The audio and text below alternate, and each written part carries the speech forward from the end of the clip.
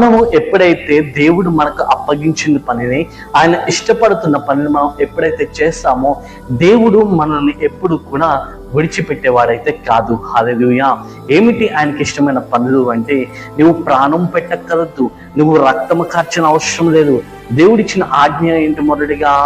మొదటిగా నువ్వు దేవుడిని ప్రేమించాలి, ఆయనను ఆరాధించాలి. ఎలాగా? హృదయముతోనూ ఆత్మతోనూ సత్యముతోనూ ఆయన ఆరాధించాలి. రెండవ ఆజ్ఞ ఏమిటి? నిన్ను నీవు ఎలా అయితే ప్రేమించుకుంటున్నావో నీ తోటి వారిని, ఇతరులను కూడా అలాగే ప్రేమించుమని దేవుడు సెలవిస్తూ ఉన్నాడు. హల్లెలూయా.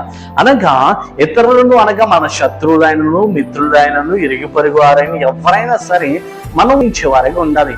ప్రేమించడం అంటే వారి కష్టములో ఉన్నా, వారి వేదనలో ఉన్నా, మనకి హాని చేసినా సరే వారి మారు మనసు కొరకు, వారి రక్షణ కొరకు మనము వారి గురించి ప్రార్థన పెట్టేవారిగా ఉండాలి, ప్రార్థన చేసేవారిగా ఉండాలి.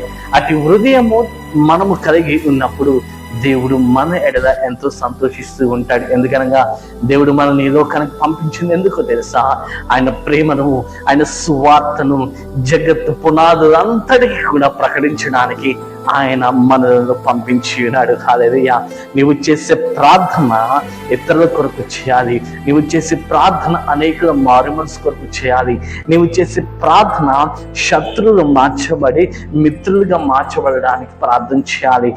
దేశం యొక్క శాంతి కొరకు ప్రార్థన చేయాలి. నశిస్తున్న అనేక ఆత్మల యొక్క నీవు ప్రార్థించే ప్రార్థన అనేక ఆత్మల రక్షణార్థమై ఉండాలి తప్ప నామకార్థమైన ప్రార్థన కాదు.